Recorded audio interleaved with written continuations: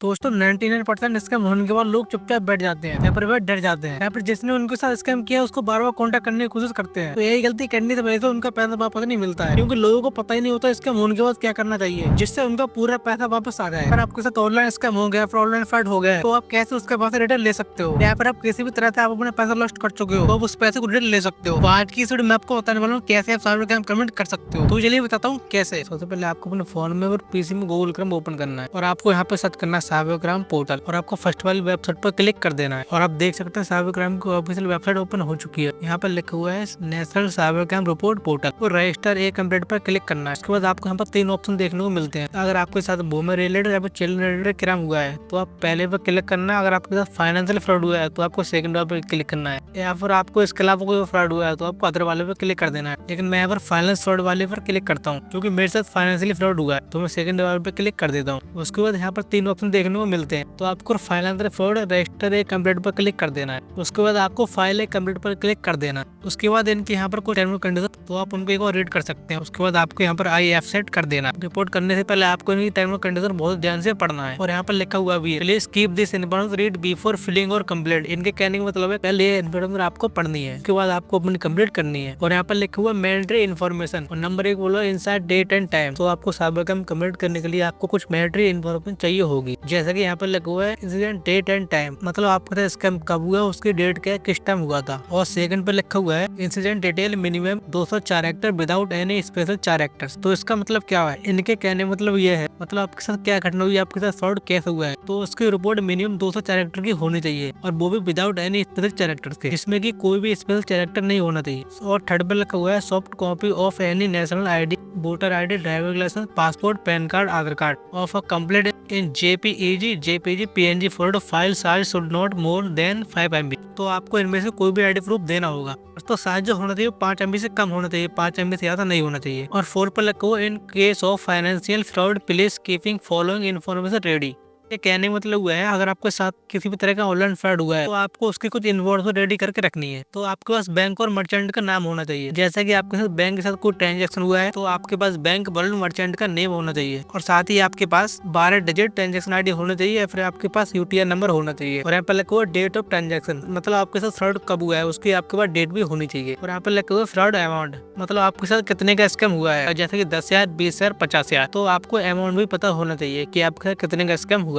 और यहाँ पर लिखा हुआ soft copy of all the relevant evidence related to the cyber crime not more than 10 MB each, मतलब कि आपको सॉफ्ट कॉपी में उसके एविडेंस होने चाहिए या तो उसका स्क्रीनशॉट आपके पास होना चाहिए। तो आपको ये सारी इन्फॉर्मेशन रेडी करके रखनी है। नीचे यहाँ पर आपको कुछ ऑफिशियल में कुछ इन्फॉर्मेशन दी गई है, जैसे सस्पेक्टेड वेबसाइट, मतलब आपके साथ वेबसाइट से स्कैम हुआ है, यहाँ पर सस्पेक्टेड डिटेल। और यहाँ पर लिखो इफ अवेलेबल, अगर आपके पास अवेलेबल है तो mobile number, email ID, bank account address, अगर आपके पास है तो आप डाल सकते हो, वरना आप इसको भी कर सकते हो क्योंकि ये सारी इन्फॉर्मेशन ऑप्शन में है, तो आप इसको भी कर सकते हो। उसके बाद यहाँ पर लिखा हुआ सिटी लॉगिन, और आपको यहाँ पर एक नीचे ऑप्शन देखने को मिलता है जिस पर लिखा हुआ click here for new user. अगर आप अपने साइबर क्राइम कंप्लीट पहली बार कर रहे हैं तो आपको click here for new user पर क्लिक करना है। अगर आप पहले भी कर चुके हैं तो आप अपने यहाँ पर लॉगिन ID डालकर, मोबाइल नंबर डालकर, उसको OTP देकर आप लॉगिन कर सकते हैं। तो मैं यहाँ पर पहले वेट कर रहा हूँ, तो मैं यहाँ पर click here for new users पर क्लिक करता हूँ। उसके बाद आपको यहाँ पर अपने स्टेट को चूज कर लेना है और नीचे आपको अपनी ईमेल ID डाल देनी है और अपना मोबाइल नंबर भी, और आपको गेट OTP पर क्लिक कर देना है। अब उसके बाद आपके फोन पे OTP आएगा, वो आपको यहाँ पर फिल कर देना है और नीचे आपको कैप्चर कोड डाल के सबमिट कर देना है। उसके बाद आपको यहाँ पर कुछ ऐसा इंटरफेस देखने को मिलेगा। उसके बाद आपको यहाँ पर कुछ डिटेल फिल करनी होगी। उसके बाद आपको यहाँ पर अपनी ईमेल ID देखने को मिलेगी और आपको यहाँ पर अपना टाइटल भी चूज करना होगा, जैसे कि मिस्टर मिसेस, तो आपको यहाँ पर अपना टाइटल चूज कर लेना है और आपको यहाँ पर अपना नाम डाल देना है। और आपको यहाँ पर अपनी DO भी डालनी है, मतलब डेट ऑफ बर्थ, और आपको अपना जेंडर चूज करना है। उसके बाद आपको यहाँ पर अपनी ईमेल ID डाल देनी है। उसके बाद आपको यहाँ पर फादर का नेम और मदर नेम चूज कर सकते हो, आपको वो नाम डाल देना है। उसके बाद आपको नीचे आ जाना है और यहाँ पर आपको अपना प्रेजेंट एड्रेस डालना है, मतलब कि प्रेजेंट में आप कहाँ रह रहे हैं, आपको वो एड्रेस फिल करना है। आपको हाउस नंबर डालना है, स्टेट नंबर डालना है, कॉल नंबर डालना है, विलेज, टाउन, सिटी, जो भी आपको वहाँ पर डाल देना है। और आपको अपनी तहसील डालनी है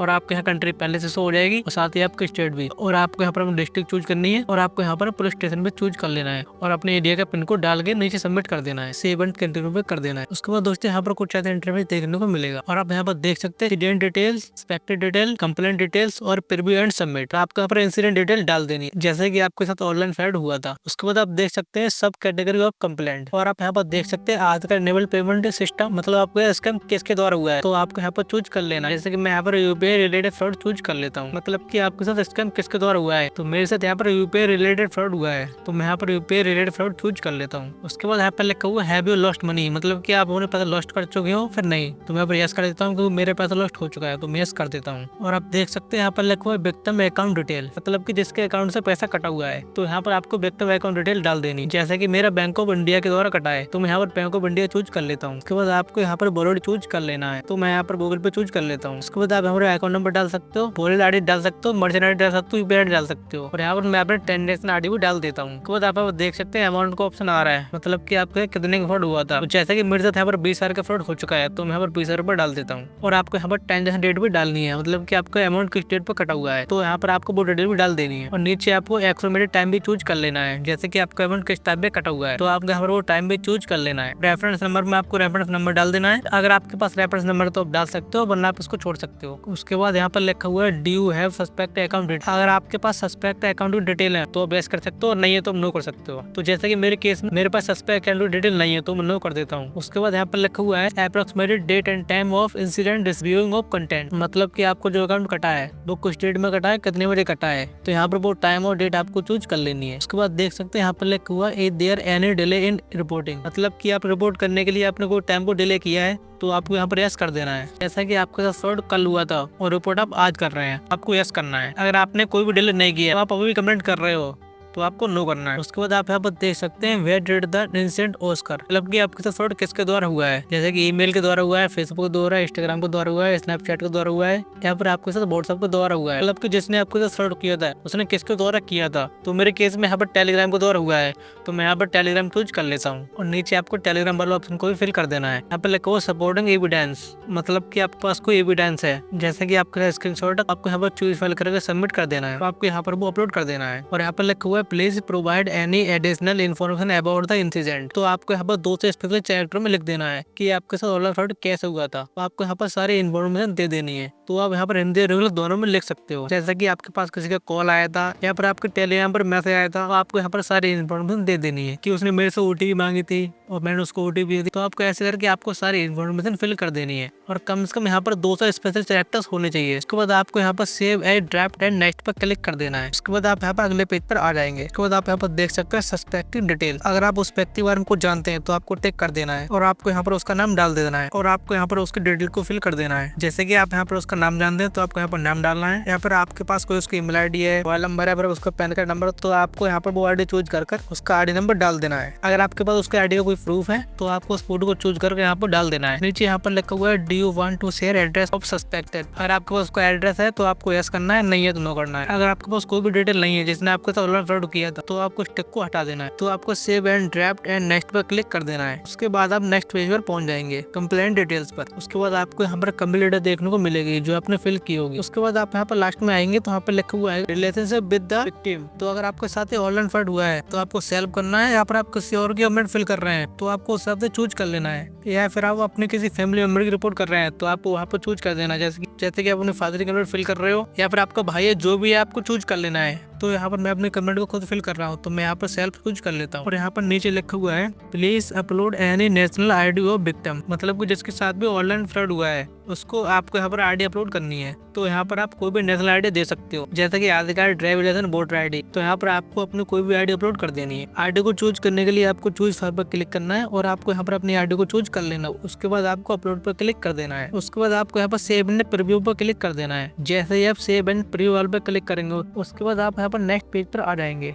जिस पर लिखा हुआ प्रीव्यू एंड सबमिट। तो आपको यहाँ पर अपनी पूरी डिटेल को चेक कर लेना है। तो जो आपने यहाँ पर डिटेल फिल की है वो आपको एक बार चेक कर लेनी है कि आपने डिटेल फिल की थी वो करेक्ट है फिर रॉन्ग है, तो आपको एक बार सही से चेक कर लेनी है। अगर आपको यहाँ पर कोई मिस्टेक देखने को मिलती है तो आपको बैक करके उसको करेक्शन कर देना है। उसके बाद आपकी सारी डिटेल करेक्ट होने के बाद आपको आई एग्री कर देना है एंड कंफर्म एंड सबमिट पर क्लिक कर देना है। उसके बाद जैसे ही आप कंफर्म एंड सबमिट पर क्लिक करेंगे उसके बाद आपके पास फिर एक रेफरेंस नंबर मिल जाएगा, उसके द्वारा ही आप अपनी कमेंट को ट्रैक कर सकते हो। अगर आपको अपनी कमेंट ट्रैक करनी नहीं आ रही है तो आप कमेंट कर सकते हो। हो, मैं उसको रिप्लाई जरूर करूंगा। तो कुछ इस तरह से आप साइबर कैब कमेंट कर सकते हो। यहाँ पर आप 1930 पर भी कॉल कर आप अपनी कमेंट कर सकते हो। एंड साइबर कमेंट करते हुए आप कुछ बातों को ध्यान रखें, आप अपनी कमेंट को जल्दी करें, क्योंकि जितनी जल्दी आप कमेंट करते हो उतनी ज्यादा चांस होता है आपके पैसा वापस आने के। तो आप अपनी कमेंट को जल्दी करिए। अगर आप जानना चाहते हो स्कैम कैसे होता है या फिर आपका अकाउंट फ्रीज हो गया है तो आप कैसे उस अकाउंट अनफ्रीज करा सकते हो, मैंने फुल डिटेल इस वीडियो में दी है, तो वाली वीडियो देख सकते हो। अगर आपको वीडियो हेल्प लगी तो वीडियो को लाइक करो और साथ ही चैनल को सब्सक्राइब करो। हम मिलते हैं नेक्स्ट वीडियो नेट एपिसोड, तब तक के लिए जय हिंद।